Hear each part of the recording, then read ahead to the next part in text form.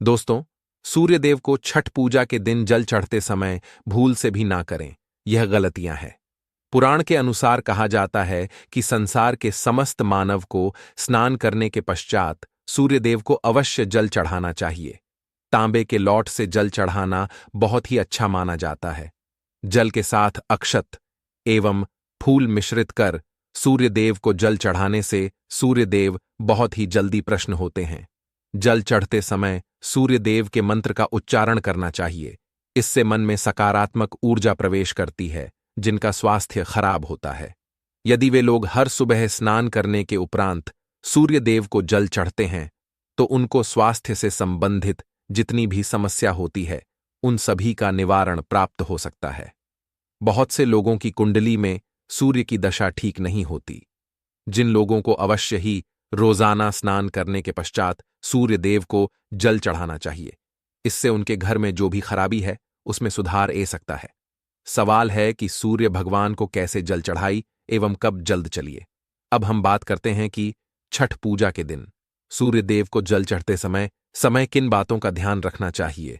उससे पहले आज हम आपको छठ पूजा की कथा के बारे में बताने वाले हैं। लेकिन दोस्तों, उससे पहले आपसे रिक्वेस्ट करते हैं कि वीडियो को लाइक जरूर करेगा, दोस्तों को शेयर कर दीजिएगा, और आपने अभी तक चैनल को सब्सक्राइब नहीं किया है तो चैनल को सब्सक्राइब करके बेल आइकॉन दबाइएगा। अब छठ पूजा की पुराणों के अनुसार कुछ कथाएं हैं। छठ पूजा सूर्यदेव और छठी माता को समर्पित एक प्रमुख हिंदू पर्व है, जिसमें सूर्यदेव की उपासना और छठी माता की पूजा की जाती है। इस पूजा के पीछे कई पौराणिक कथाएं प्रचलित हैं, जो हम इस वीडियो के माध्यम से आपको बात रहे हैं। नंबर 1, महाभारत काल में जब पांडव अपना सारा राजपाट जुए में हार गए, तो द्रौपदी ने छठ व्रत का अनुष्ठान किया। उन्होंने छठी माता से प्रार्थना की, जिससे उनकी मनोकामना पूरी हुई और पांडवों को उनका खोया हुआ राज्य वापस मिल गया। नंबर 2, एक अन्य कथा के अनुसार सूर्यदेव की पत्नी संध्या ने कठिन तपस्या की और उनकी तपस्या से प्रसन्न होकर छठी माता ने वरदान दिया कि उनकी संतानें स्वस्थ और तेजस्वी होंगी। संध्या द्वारा किए गए इस अनुष्ठान को ही छठ पूजा के रूप में मनाया जाता है। इस कथा में यह संदेश छुपा है कि छठ पूजा से सूर्यदेव का आशीर्वाद प्राप्त होता है और संतान की सुरक्षा एवं सुख की कामना पूरी होती है। नंबर 3, राजा प्रियंवद के पास कोई संतान नहीं थी। एक आर्षि ने उन्हें छठ व्रत करने का सुझाव दिया, जिससे उन्हें संतान प्राप्ति का आशीर्वाद मिला। राजा प्रियंवद और उनकी पत्नी ने छठ व्रत का अनुष्ठान किया और उन्हें पुत्र रत्न की प्राप्ति हुई। तभी से संतान की कामना करने वाले लोग इस व्रत को श्रद्धा के साथ करते हैं। अब हम सबसे पहले बात करते हैं कि छठ पूजा के दिन सूर्य को जल देते समय किन बातों का विशेष ध्यान देना चाहिए। सबसे पूर्व की ओर मुख रखें। सूर्य देव को हमेशा पूर्व की ओर मुख के जल चढ़ाना चाहिए। जल चढ़ते समय उसे जल के चित्त आपके पैरों के ऊपर नहीं पड़नी चाहिए। हमेशा इस बात का ध्यान रखिए, जहां से भी जल चढ़ा रहे हैं, उस स्थान से सूर्यदेव को देने वाले अर्घ का जल आपके पर में किसी भी हाल में नहीं गिरना चाहिए। अगर जल चढ़ते वक्त आपके पर में वो जल गिरता है, तो यह अच्छी बात नहीं है, क्योंकि इससे सूर्यदेव क्रोधित हो जाते हैं। आपके ऊपर किसी की अशुभ दृष्टि भी पड़ सकती है। सूर्यदेव को जल चढ़ते समय सूर्यदेव के मंत्र का जप करें, ओम सूर्य नमः। दूसरी बात, बिना स्नान किए जल ना चढ़ाए। भूल से भी यह गलती ना करें। बिना स्नान किया सूर्यदेव को जल चढ़ाई। सूर्यदेव को स्वच्छता बेहद ही पसंद है। ऐसे में यदि आप बिना स्नान किया उन्हें जल चढ़ाएंगे, तो वह आपसे रुष्ट हो जाएंगे और आप जी करण से उन्हें जल चढ़ा रहे थे, उसे कार्य में भी आप असफल हो जाएंगे। तीसरी बात का, ताम्रपत्र का उपयोग। आजकल प्लास्टिक का बड़ा फैशन चल रहा है। प्लास्टिक की किसी भी प्रकार की चीजों से सूर्यदेव को जल बिल्कुल भी अंकित न करें। इसके अलावा स्टील, पीतल का इत्यादि पत्रों का भी प्रयोग न करें। सूर्यदेव को जल चढ़ाने के लिए हमेशा ताम्रपत्र का प्रयोग करना चाहिए। इसके पीछे वैज्ञानिक कारण यह भी है कि सूर्यदेव की उष्णता से प्लास्टिक से कुछ जहरीली गैस निकलते हैं, जो हमारी सेहत के लिए भी अच्छी नहीं होती। चौथी बार ब्रह्म मुहूर्त में ही अर्पित करें। जल कोशिश करें कि ब्रह्मा मुहूर्त में ही आप सूर्यदेव को जल अर्पित करें।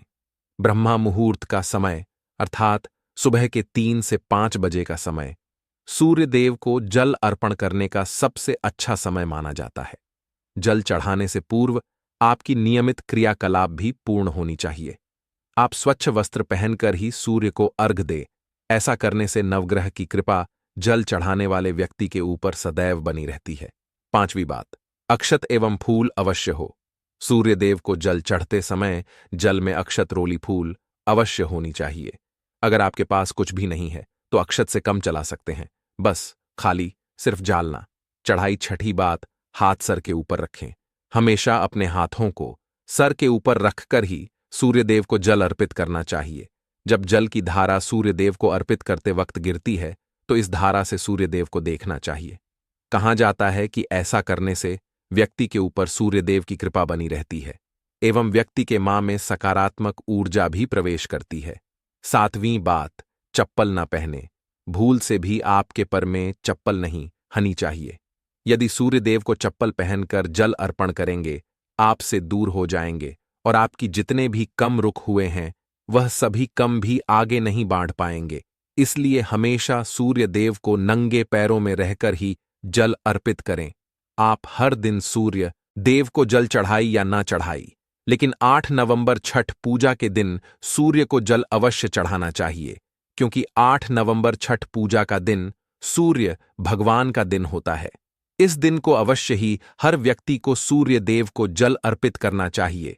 इससे यदि आपकी कुंडली में किसी प्रकार का कोई सूर्य से संबंधित दोष है तो वो दोष गुण में परिवर्तित हो जाएगा। 9वीं बात, सदा भजन लेने। यदि आप सूर्यदेव को हर दिन जल चढ़ते हैं तो इस बात का अवश्य ध्यान रखें कि आप 8 नवंबर छठ पूजा की दिन मांसाहार का सेवन करें। लाल रंग की सब्जी, मशहूर की दाल, ऐन खाएं। यदि आप 8 नवंबर छठ पूजा के दिन मिष्ठान ग्रहण करते हैं तो यह बहुत ही अच्छी बात है। 8 नवंबर छठ पूजा के दिन लाल कपड़े भूल कर भी ना पहने। अब बात करें उपाय के बड़े में तो 8 नवंबर छठ पूजा का दिन भगवान सूर्यदेव को ही समर्पित होता है। 8 नवंबर छठ पूजा के दिन भगवान सूर्यदेव की पूजा करना बहुत अधिक लाभदायी होता है। वैसे तो हमें प्रतिदिन ही सूर्यदेव की पूजा करनी है, लेकिन विशेष रूप से भगवान सूर्यदेव की पूजा कर लेनी चाहिए। तो आपको एक तांबे का पत्र लेना है। उसे तांबे के पत्र में आपको जल रखकर सूर्यदेव को हर 8 नवंबर छठ पूजा को अर्पित करना है। अगर आप प्रतिदिन नहीं कर पाते हैं तो 8 नवंबर छठ पूजा को जरूर करें। वैसे आपको प्रतिदिन सूर्यदेव को जल जरूर देना चाहिए, चाहे आप कोई भी पूजा नहीं कर पाते हैं, समय नहीं है आपके पास, तो सिर्फ स्नान करने के बाद सूर्यदेव को जल अर्पित कर देते हैं। तब भी आपके जन्म कुंडली के ग्रह दोष समाप्त हो जाते हैं और आपको जो भी परेशानियां होती हैं उन परेशानियां से मुक्ति मिलती है जब आप सूर्यदेव को जल अर्पित करते हैं। गायत्री मंत्र का जप करें। गायत्री मंत्र का जाप यथासंभव कर सकते हैं। अगर आपके पास समय है तो 108 बार कर लीजिए, नहीं तो जितनी डर आप जल दे रहे हैं वहां पर खड़े होकर सूर्यदेव के सामने 5 मिनट तक कर लीजिए। इससे आपको बहुत लाभ होता है। गायत्री मंत्र का जाप करने से, जैसे सूर्यदेव को समय हम गायत्री मंत्र का जाप करते हैं तो हमारी नौकरी में अगर कोई बड़ा आई है तो वो दूर होती है, नकारात्मक ऊर्जा दूर होती है। 8 नवंबर छठ पूजा के दिन सुबह जब आप सूर्यदेव को राधे देते हैं तो उसमें थोड़ा सा गुड़ मिला लीजिए। इससे क्या होगा? इससे आपकी सभी कामनाएं पूर्ण होगी। अगर आप भगवान सूर्यदेव को जल अर्पित करते हैं, उसने थोड़ा सा गुड़ मिलकर अर्पित करते हैं, आपकी सभी कामनाएं पूर्ण हो जाती हैं। बहुत से लोग कंप्लेंट करते हैं कि हमारा भाग्य हमारा साथ नहीं, योग्यता है। ऐसे में भाग्य का कारक माना गया है, प्रबल कारक माना गया है सूर्यदेव को। तो जब आप सूर्यदेव को सुबह जल देते हैं तो जल देते समय आपको गायत्री मंत्र का जाप करना है और उसके अलावा आपको भाग्य का साथ चाहिए। तो 8 नवंबर छठ पूजा के दिन गुड़ और चावल का दान करना अच्छा माना जाता है। गेहूं का दान भी आप कर सकते हैं। गेहूं और गुड़ का दान करने बहुत श्रेष्ठ माना जाता है और इसको करने से आपकी सभी कम करने जाते हैं। अगर आप यह दान करते हैं, सूर्यदेव की कृपा से आपके जो कम होते हैं, जो रुक हुए हैं, बनेग जाते हैं। भाग्य का साथ आपको प्राप्त हो जाता है। अगर आपके आत्मविश्वास में कमी आ गई है, पराक्रम में कमी आ गई है और आत्मविश्वास आपका कमजोर होता जा रहा है, ऐसे में आपको चाहिए कि 8 नवंबर छठ पूजा के दिन अपने माथे पर लाल चंदन का तिलक लगे लाल चंदन जल में डालकर भगवान सूर्य देव को राधे दे दीजिए और अपने माथे पर भी आपको लाल चंदन का तिलक लगाना है। जब आप जल देते हैं भगवान सूर्यदेव को, तब आप उसमें लाल चंदन जब सूर्यदेव को जल अर्पित करते हैं तो उसके बाद उसे तांबे के पत्र में थोड़ा सा जो लाल चंदन है वह किनारे पर लगा होता है, जो हम कोई भी वास्तु डालकर अर्पित करते हैं, तो किनारे पर थोड़ा मंत्र से ही अनामिका उंगली में आपको लाल चंदन लेट है और इसे अपने मस्तक पर लगाना है। अगर आप यह प्रतिदिन करते हैं तो निश्चित बहुत शीघ्र आपके आकर्षण में वृद्धि होती है। आपकी सभी कम बनेगा जाते हैं। आप अगर व्यापार करते हैं, जीन्स भी डीलिंग करते हैं, जीन्स भी आपका व्यापार है, जिससे भी आपका व्यापारिक रिश्ते बहुत मजबूत स्थिति में होता है। आपके मान सम्मान के साथ आपके आत्मविश्वास में भी वृद्धि होती है। सूर्य देव की कृपापन चाहते हैं तो लाल मसूर की दाल किसी ब्राह्मण को 8 नवंबर छठ पूजा के दिन दान कर दीजिए। अगर आप किसी ब्राह्मण को लाल मसूर की दाल दान करते हैं तो इससे आपके जन्म कुंडली के ग्रह दोष दूर होते हैं। यह आप 7-8 नवंबर छठ पूजा कर लीजिए कि आप दान करते हैं। अब जैसे इस 8 नवंबर छठ पूजा से आपने शुरू किया तो 7-8 नवंबर छठ पूजा लगातार कर देंगे तो आपको बहुत शीघ्र लाभ हो जाता है। ग्रह दोष से मुक्ति मिल जाती है। 8 नवंबर छठ पूजा के दिन गुड़ खाकर किसी कम पर निकालना चाहिए। जैसे प्रातः कल आप थोड़ा सा गुड़ का लेते हैं तो इसे सूर्य देव बाली हो जाते हैं, और गुड़ और चावल से बनी हुई खीर अगर आप सूर्य देव को चढ़ते हैं तो इससे दिन भी बहुत अच्छा हो जाता है। भगवान सूर्यदेव को अर्पित करने के बाद आप यह खीर प्रसाद स्वरूप स्वयं भी खा सकते हैं और परिवार के सभी लोग खा सकते हैं। इससे आपकी तरक्की होती है। जीवन में आपको सफलता की प्रताप होती है। व्यापार हो, नौकरी हो, हर जगह आपको तरक्की मिलती है। और अगर आपके घर में कोई बीमा है, बहुत समय से बीमा है, तो उनसे कहें कि वह सूर्य देव को तांबे के पत्र में होली और लाल फूल डालकर अर्पित करें। लाल फूल आप कोई भी ले सकते हैं। गुलाब का, गुड़हल का को भी लाल फूल उपलब्ध, उसको तांबे के पत्र में दाल करें। थोड़ी सी होलियां लाल चंदन डाल सकते हैं। ऐसा करने से सूर्य ग्रह बाली हो जाता है तो आत्मविश्वास भी बढ़ता है। आत्मा की कारक है सूर्योदय, और जब हमारा आत्मविश्वास बढ़ता है, रोगण से मुक्ति मिलती है, नकारात्मक शक्तियों से छुटकारा मिल जाता है, दवाइयां कम करने ग जाती हैं। 8 नवंबर छठ पूजा के दिन आदित्य हृदय स्तोत्र का पाठ जरूर करना चाहिए।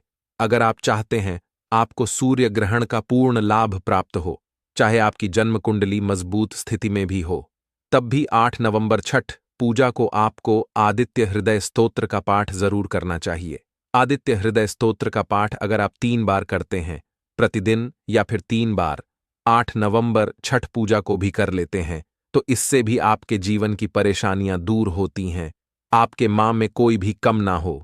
जैसे हमने शुरू में ही कहा था, गण चाहिए, संतान चाहिए, सम्मान चाहिए, आत्मविश्वास चाहिए, शिक्षा में सफलता चाहिए, नौकरी में सफलता चाहिए, सरकारी नौकरी चाहिए। जीवन में आपकी कोई भी समस्या हो, हर समस्या से मुक्ति अपने के लिए आपका आत्मविश्वास बाली होना बहुत आवश्यक है। अगर आपके अंदर आत्मविश्वास होगा तो आप कोई भी समस्या से मुक्ति का लेंगे। और आत्मविश्वास की प्रताप तभी होती है जब सूर्य हमारी जन्म कुंडली में अच्छी स्थिति में होते हैं। एक बहुत ही अचूक उपाय हम आपसे शेयर करने वाले हैं, इसे आप जरूरी कीजिए। अगर आप किसी भी प्रकार से किसी भी समस्या से गिरे हुए हो, कोई भी आपकी विशेष कामना है, तो यह आप जरूर कीजिए। सूर्य को आप जब जल देते हैं तो जल देते समय आपको एक बेलपत्र डालना है, और इस बेलपत्र के साथ आपको भगवान सूर्य को जल देना है। तो आप तांबे का पत्र ले लीजिए, उसमें थोड़ा सा गंगा जल डेल थोड़ा सा जल डालें, एक होली डेल और एक बेलपत्र डालें, और इसके साथ ही आप थोड़े से अक्षत भी डाल सकते हैं। अक्षत क्या होता है? चावल होता है, जिसके टूटे हुए डेन एन हो, बिल्कुल सबूत चावल होता है, उसे अक्षत कहा जाता है। तो थोड़े से अक्षत होली बेलपत्र डालकर भगवान सूर्य देव को जल देना है। 7 बार में आपको जल देना है। जैसा कि बताया जाता है कि आपको 3 बार में जल देना। ये रुक रुक कर एक ही पत्रकार जल हम 3 बार में देते हैं। रुक रुक कर हम 3 बार में देते हैं, हमें बेलपत्र डालना है। तो इस विशेष सामग्री की वजह से हम इस जल को 7 बार में भी दे सकते हैं। तो आप रॉक कर इस पत्र के जल को 7 बार में दीजिए। भगवान सूर्यदेव को देखते हुए आपको मंत्र बोलना है, ओम हरि हरि सूर्य नमः, ओम हरि हरि सूर्य नमः। तो इस प्रकार से आप इस मंत्र बोलते हुए अगर सूर्यदेव को जल अर्पित करते हैं तो शीघ्र ही आपकी मां की कामनाएं पूरी हो जाती है। आपकी जो भी कामना है भगवान सूर्यदेव से कहानी, थोड़े समय तक आप आदित्य हृदय स्तोत्र का पाठ कर सकते हैं। चाहे तो 1 बार, 3 बार या 108 बार गायत्री मंत्र का जाप कर लीजिए, या भगवान सूर्यदेव का कोई भी एक मंत्र जिसका आप 108 बार जाप कर सकते हैं। जरूर इस प्रयोग को करने के बाद कीजिए, इससे आपकी कामना बहुत जल्द पूरी हो जाती है। दोस्तों, आज की में हमने सूर्य को मजबूत करने के उपाय बताएं। सूर्य को मजबूत करना बहुत आवश्यक है। सूर्य आत्मा के कारक है और बहुत जरूरी है आत्मविश्वास का बाली होना। अगर हम जीवन में किसी भी प्रकार की सफलता अपने चाहते हैं तो आप प्रतिदिन सूर्य देव की आराधना कीजिए और 8 नवंबर छठ पूजा के दिन विशेष रूप से कीजिए। यदि आप 8 नवंबर छठ पूजा के दिन बरगद के पेड़ से टूटा हुआ पत्ता लाकर उसे पेट पर अपनी मनोकामना लिखकर इस पेट को बहते जल में प्रवाहित कर दें तो माना जाता है कि इस उपाय से आपकी मनोकामना पूरी हो सकती है। उम्मीद करते हैं आज की वीडियो से आपको लाभ जरूरी होगा। आज के लिए बस इतना ही दोस्तों। अगर आपको वीडियो पसंद आई हो तो वीडियो को लाइक जरूर कीजिएगा और दोस्तों वीडियो को शेयर करके चैनल को सब्सक्राइब कीजिएगा और बेल आइकॉन को प्रेस कीजिएगा, जिससे आपको ऐसी ही वीडियो की नोटिफिकेशन सबसे पहले मिले।